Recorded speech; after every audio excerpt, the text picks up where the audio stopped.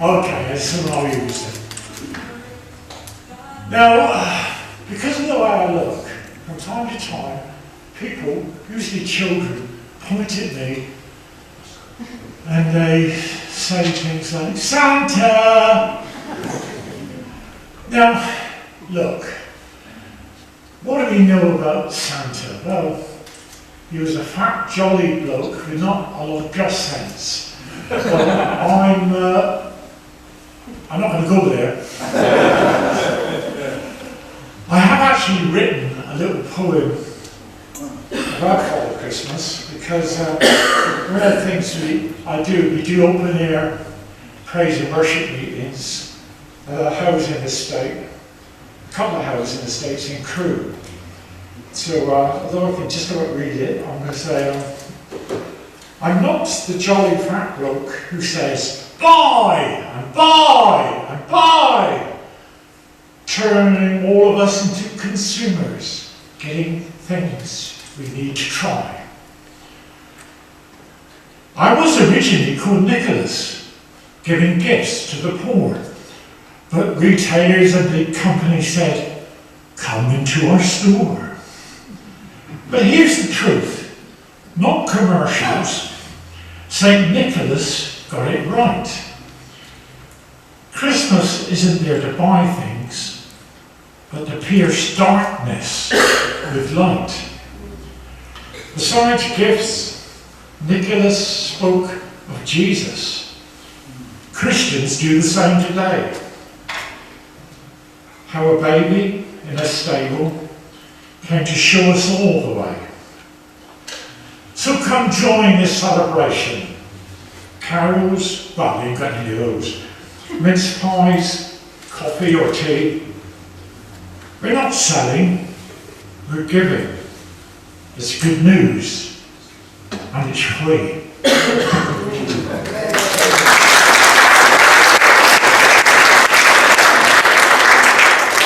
Now, what's all this got to do with Mike Rimmer? Well, not a lot.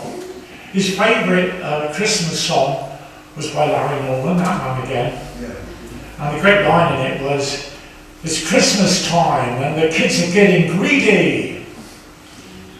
Think about it. That, sadly, is the way for Christmas for lots of people. I've known Mike Rimmer many years, like many of you guys. When I first got to know him, he was already established in radio, working with United Christian Broadcasters, and I was working with another radio station called Cross Rhythms, both stations based in Stoke-on-Trent. And he was on to me saying, I'd like to write for the Cross Rhythms magazine. And I wasn't too keen about that, simply because I like doing it myself. But eventually, I had to ask him because there's so many Christian artists that I wanted to write about. And he began to write articles.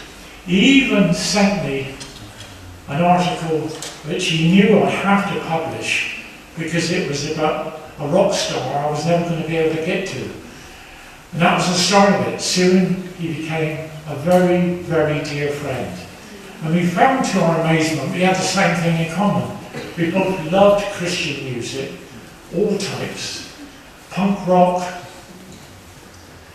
black gospel choirs, prog. I suppose some of you must know what that means.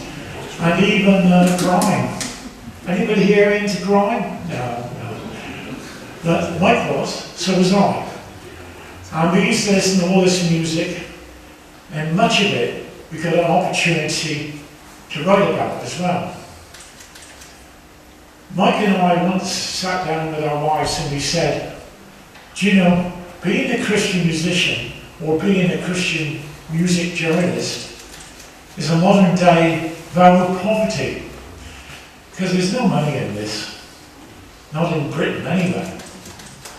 So it's thrilling that musicians have made the big effort to make a video. Some of them will even come here tonight to remember a man who served Christian music really, really well. Yes. And he didn't do it because it was a career move.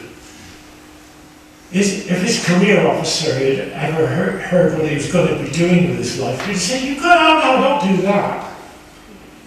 His brother, Mike's brother, one of them, went into the pop industry proper and made quite a good living out of it, writing books about pop music, etc.